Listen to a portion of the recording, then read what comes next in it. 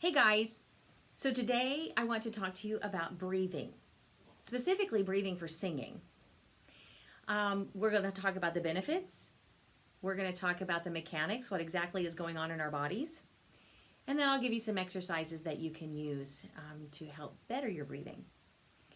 So some of the benefits include, like the first thing is life. You have to have breath to have life.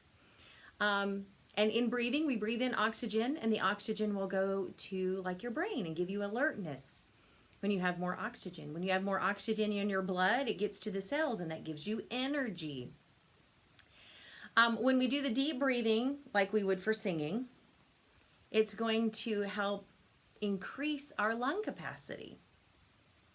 It's also going to help tone these core muscles as we use those for breathing. It's going to reduce stress. It's going to reduce your heart rate. It's going to reduce your blood pressure. It's going to help relax you, especially when you're trying to meditate or sleep or your nerves, if there's a time that you're nervous. It also aids in your digestion, which seems a little odd, but we can talk about that in a moment. So the mechanics of breathing. So we really can't talk about breathing until we talk about alignment. Because if we're hunched over, we're not going to get a good breath. And if we're too stiff, we're not going to be able to breathe like we need to.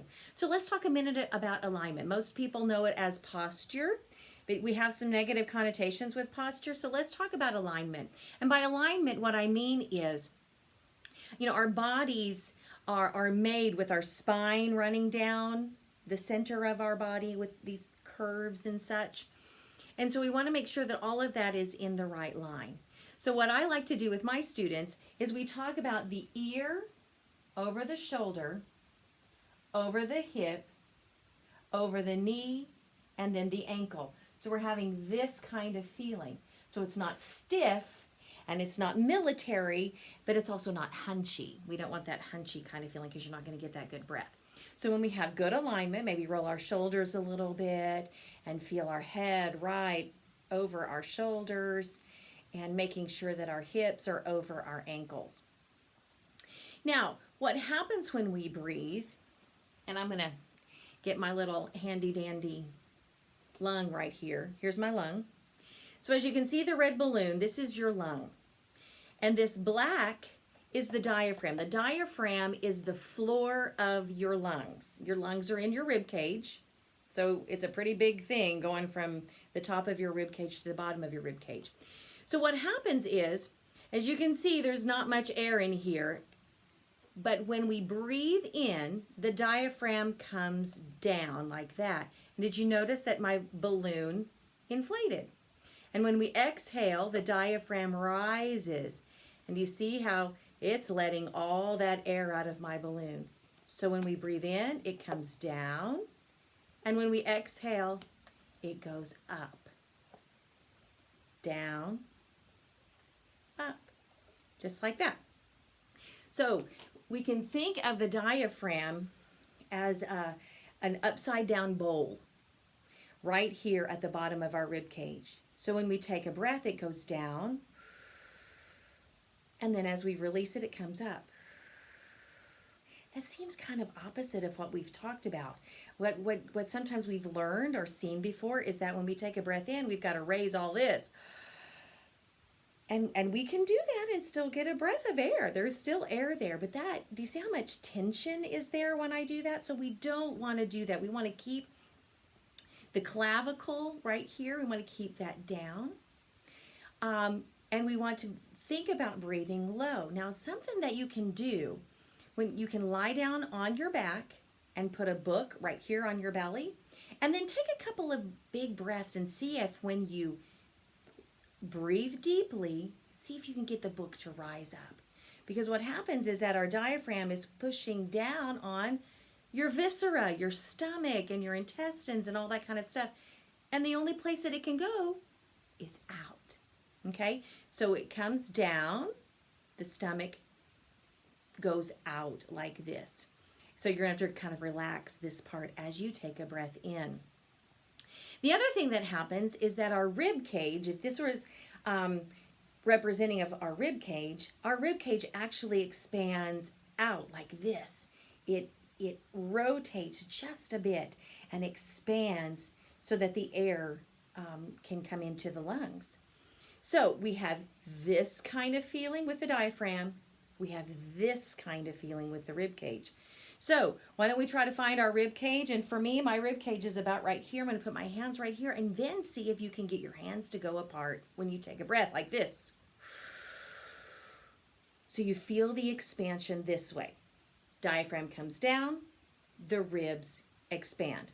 We don't want the clavicle to raise. Sometimes you can do that, but not when you sing. Not when you're really trying to relax, not when you're thinking about reducing stress. Try to keep this as relaxed as possible. Okay, so we've talked about the diaphragm, we've talked about the rib cage, we've talked a little bit about the lower torso. So what happens, we take that breath in, right? So we're thinking down, and this comes out. And then as you exhale, I want you to think of letting all that come back in. So when we exhale, we're thinking in and up, because it's coming right up our trachea, right out our mouth. So we have this kind of feeling of up. So we're in and up, down and out, in and up. So the first exercise that I would like for you to think about is the one with the book.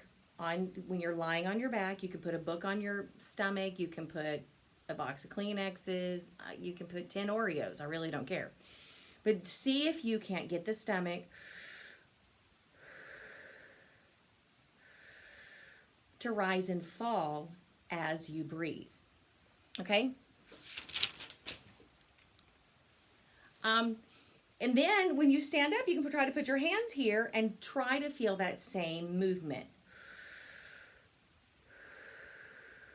So we're thinking down and out, in and up. Then here's another idea, is make your hands like they were your diaphragm, shaped like this, and put them where your diaphragm sort of is. You know, you can't feel your diaphragm. There are very few nerves that go to the diaphragm. So you can't really feel your diaphragm. You feel the effects of the diaphragm. So the diaphragm is here and it's going to flatten out. That's contracting. The diaphragm contracts and flattens out like this as you take a breath in, and then it rises back up as you exhale. So let's try a couple of those. Here we go.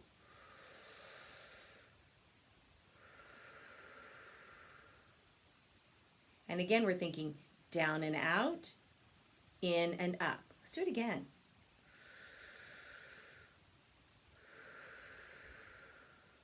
Let's do a couple with our hands on our rib cage. Here we go. And we're thinking out this way. And then as we exhale, we're thinking in. This time we're going to change it a bit. Let's have the the down and out part when we take our breath in. And then as we exhale, let's exhale on a shh. Okay, so let's try that. Let's take that big low breath. And exhale. Shh. Now be careful as you exhale that you don't collapse it down. We want to keep the sternum nice and high. The sternum needs to stay here, not collapse. We also don't want it to raise when we take that breath in. So we're thinking out. And then as we're in, think that sternum high. Shh. Just like that. Okay? Okay. So now let's do another one of those exercises. We're going to take a nice down and out breath. And this time, instead of just the continual shh, we're going to go shh, shh, shh, shh, until we've let all the breath out, okay? So we're thinking out with the rib cage, down and out with our stomach. So here we go. Let's try it. And exhale. Shh, shh, shh, shh. Now, if you notice there's some energy going on, this is part of that toning that we were talking about. We're using these muscles to help put everything back where it belongs. There's also muscles in our rib cage to help get the rib cage back to where it is at rest, okay? So we're using these muscles, to get us all back together, back to where we can take another breath. Let's do another one of those. Here we go. Breathe in. You're thinking down and out, and here we go with the shush. Shh, shh, shh, shh. Keeping the sternum nice and high. Okay, and then here's a final exercise that I like to do. I call it square breathing.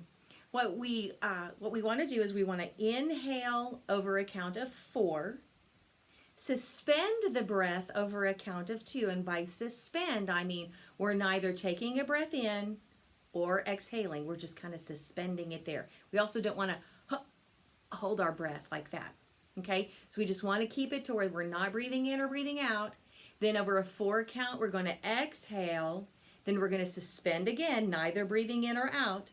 And we'll start back over and breathe in for 4, suspend for 2, breathe out for 4, suspend for 2. All the while, we're thinking down and out as we breathe in and up as we exhale, okay? So here we go. Let's try a couple of them. Breathe in, suspend, and breathe out. Suspend, breathe in, suspend, breathe out. Suspend. Good. Now, the good thing about that exercise is that you don't have to stick with 4 and 2. You can go with 5 and 3, or 6 and 4, or you can go with 6 and 2. So you're breathing in for 6, suspending for 2, breathing out for 6. Let's try that one together on the count of 6, 2, 6, 2. Let's try it together. Here we go. Suspend and breathe out.